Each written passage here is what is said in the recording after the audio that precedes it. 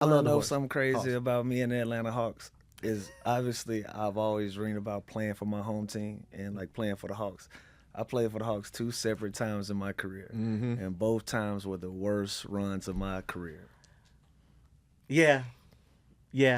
I can. Wow. I never put on for Atlanta in an Atlanta Hawks jersey. Yeah. Wow. The first time, But I your was second here, time, you did have a good I playoff mean, run. I was decent. A lot of it's some guys that are killed that still did what I was able to For do. sure. For Yeah. sure. But it wasn't what I did for other organizations and teams. I wish I could have did that Yeah, for the facts. city. Like my first one, I had a really good first year, and then I tore my ACL early into my second season with the Hawks. Ended up getting traded the next year once I got healthy, and then I came back. I was old when I came back. You still But dropping buckets you your came second you tour, came though. back with a purpose because I feel like we needed that vet energy and that actually helped us a lot going into Yeah. the playoffs. I remember that series versus 76ers. You gave us quality minutes and quality points at pivotal moments. I was like, No, I told him I still was strapped now. I still had my jumper with me, Yeah. but it just I was just at a point in my career where Atlanta had a lot of young guys, had a lot of young talent that they were trying to mold into the core that they ended up being for another 2-3 seasons before they just traded Dre. And they just needed, that's what they needed. They needed like veteran leadership. They needed somebody to. We still need it. Yeah, I mean, but that part of the game done now because you used to have a vet minimum back in the day where for $2.5 million you can go out and get Get a vet. get an OG. Now you got two-way contracts. So with 2.5, you can go get a kid that's 19, 20 years old with that same 2.5.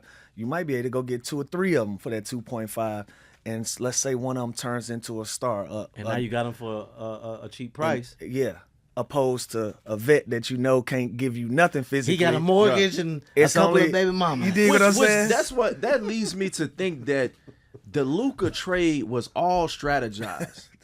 Because when we saw what happened, everybody couldn't believe it, right? And then you see the defense that the Mavs have now, Yeah. which them getting the #1 lottery pick, For sure. which is a Yeah. 0.01% chance of them getting. Yeah. Yeah. Being from Gwinnett County, Yeah. what specific city in Gwinnett? Willville. Willville. Gwinnett, what was the name of the high school? South Gwinnett. South Gwinnett High School. Yeah, the city was called Snellville. Okay, Snellville. Yeah, and then they gave me the name Lou Willville. One time for Snellville, Yeah, giving that Lou Willville. every my birthday is Lou Willville Day, so Hey, that hey, was a nickname that they gave me. Time to bring it back, man. I just want to say thank you. It's time to bring it back. Hey, I got I was an actual Lou Will's premier geotag, host. so I ain't just popping it when I say Lou Willville. No, It's a no. geotag. So, Oh, wow. yeah, it's official. And I just want to put it out there. I was Lou Will's premier host during the Indeed. It's heyday. time to bring it Indeed. back. Indeed. Good stories. We probably can spend some time on that. Some things that can't be said no more. Anyway, man, your high school years, brother, like you really took the nation by storm and the state of Georgia when I feel like, sometimes Georgia needed the identity. Is it a basketball state? Is it a football state? I felt like you put it on the map to be a basketball state your year. I think 2005. I think my year was the tipping point, but like 03, 04 was major. We can go earlier than that, like Darnell Harvey, like 2000, 2001. And then 03, you got Dwight, you got Josh. Oh, yeah, because Dwight went to high school here in Atlanta. That's what actually. I'm saying. So Yeah, those I know. guys, To a private school. they was like, Darnell was Naismith Player of the Year in high school basketball. That's the biggest awards you can receive. He did that 2000. Then you had Dwight, #1 pick, 2003. Then you had Josh as well, come out of that. Randolph Morris as well. And then so what they did, and by 05, I was a storm. What made you say I don't want to go to college? I'm going straight to the league. I started living a different life. Straight up. Like your senior year in high school? Yeah. Like my junior You start year. getting that under the table money. That I would started hanging with Bow Wow, man. That's the Like, damn problem. Wait, time out. Seriously, you seriously started hanging out with Bow Wow Seriously. But in high school?